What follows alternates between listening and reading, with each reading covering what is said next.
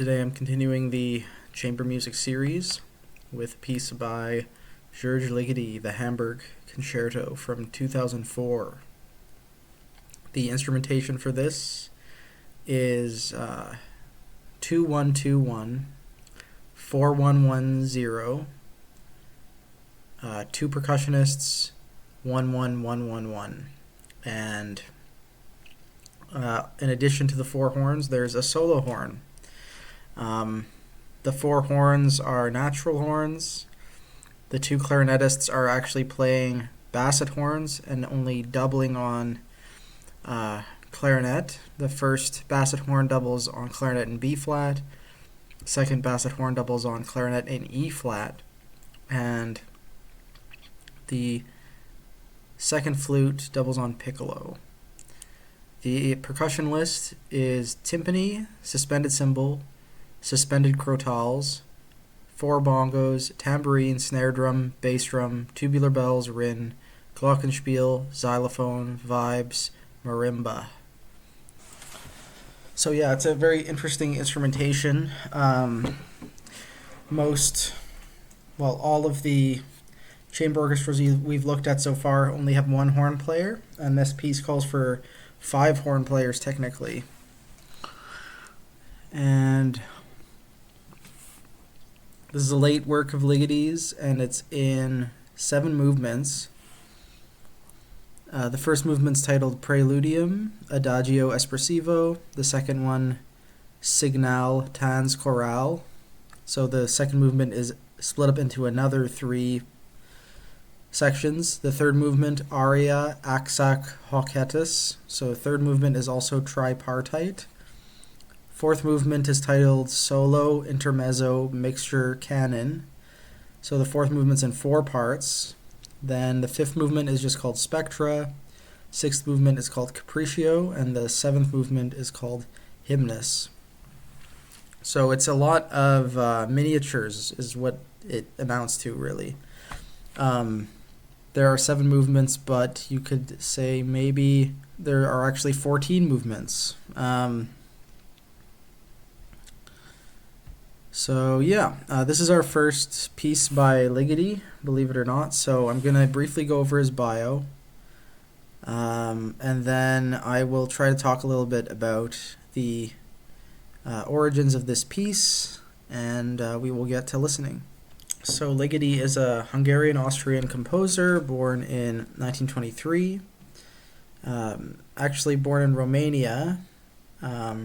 He lived in the Hungarian People's Republic, then immigrated to Austria and became an Austrian citizen eventually.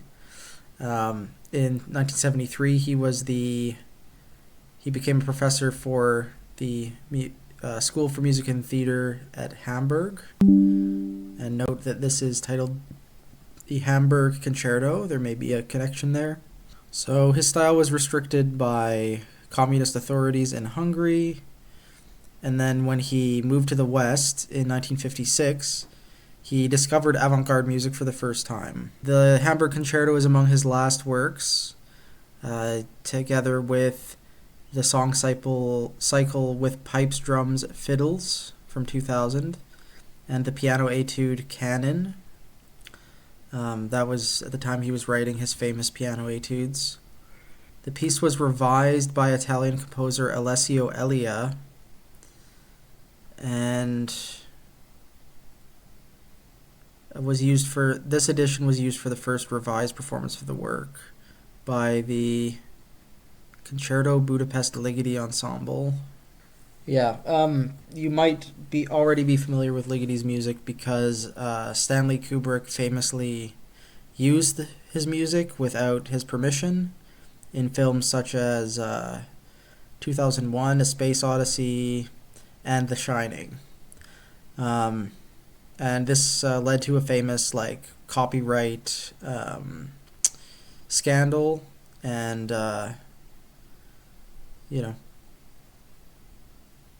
Ligeti successfully sued Stanley Kubrick and his estate, I'm assuming. I think they ended up settling out of court, it says here. This piece, the Hamburg Concerto, Was commissioned by the Zeit Foundation and expressing a wish that it be associated with the city of Hamburg. And it was dedicated to the horn player Marie Louise Neunecker,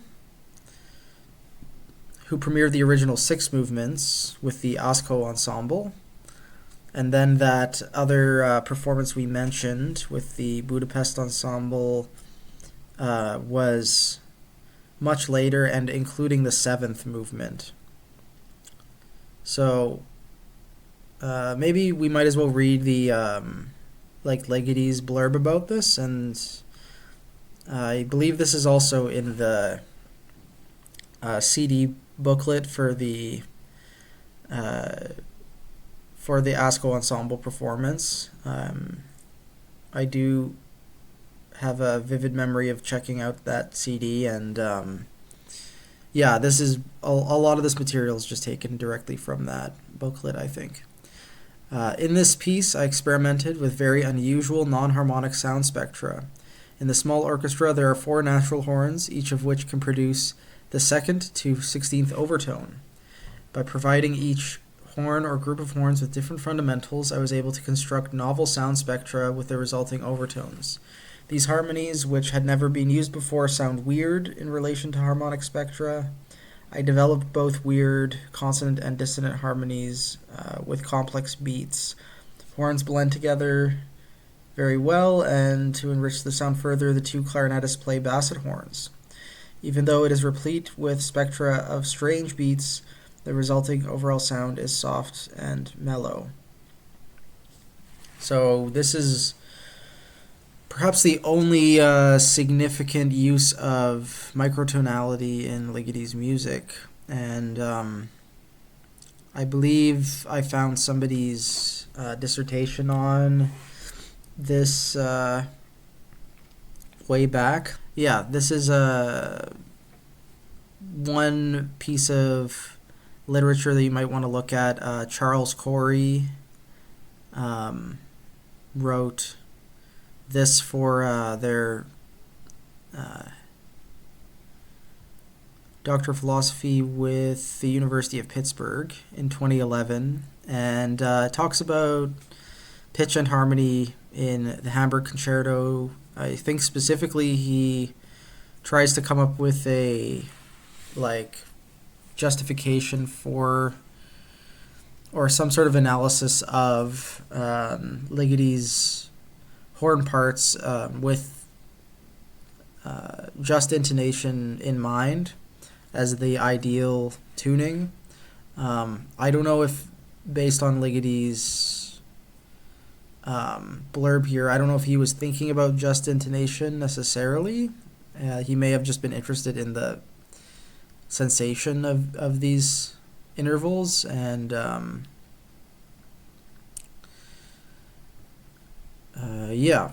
I think it's a fascinating piece of music history, I guess, just his use of pitch alone. This is one that I have listened to a lot, but I'm excited to put it in context with all these other chamber orchestra pieces we've been looking at. So this was a really fun listen, and I mean, it's just a bunch of miniatures, but they're all so charming in their own way, and they all fit together in a really fun sort of kaleidoscopic manner. I think, just looking back at the form here, I think the 1st and the 5th movement have a lot of similarities. They're both very slow, and they're the closest we get to very harmonic series E sounding, almost like spectralism sounding things. And a lot of the faster parts, like the last 3 parts of movement 4, for example, sound like late Ligeti. There is that added color of the horns being playing the harmonic series, like natural horn stuff, but in the faster sections I found it was less, it seemed to be less important. And the second movement also has a really great use of the horns. It's a horn movement. The chorale is a fantastic example of like how these harmonics can subtly change the harmony. Because he goes all the way up to the 16th partial, I think the big ones that will stick out are like the 7th, obviously, and the 11th and 13th, which come up less often, but yeah, it's really a fascinating piece, and I like how the form works. It's like very short ideas somehow coming together, and he's very bold in his choices, like to not only have it in, like he basically has like two introductions, right? The first two movements, one of them introduces the sort of like harmonic series spectral idea, and the second movement introduces this idea of horns being like versatile fast instruments, and then he sort of just plays with those two ideas with the other remaining five movements. But I think the seventh one is really just an extra textural idea. It's like a little coda thing. I'm not sure what you'd call it, but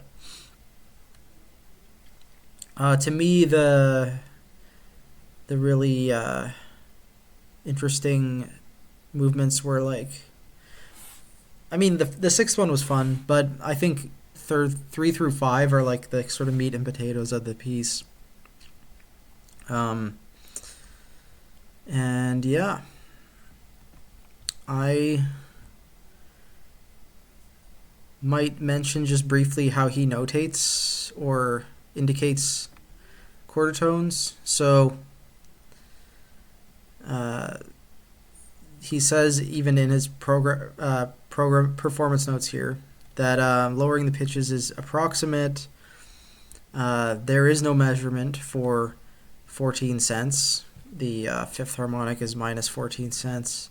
The 31 cents, which I think he's talking about the seventh harmonic, which is lowered, or the 49 cent, which is the 11th harmonic.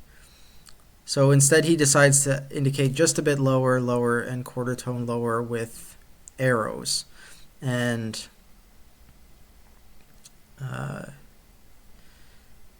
yeah, he just really makes sure that the performers do not correct pitches with their right hand and play how it would sound. You might see that some of these G sharps in the second horn just have an arrow pointing down. That's because that's the fifth harmonic, and then the Ds are the seventh, so which is a filled in triangle. So yeah, that's my thoughts on that piece. If you want to encourage students to write shorter fragments of music, I think it's really great, and I also just think it's a fascinating use of natural brass, and that's sort of the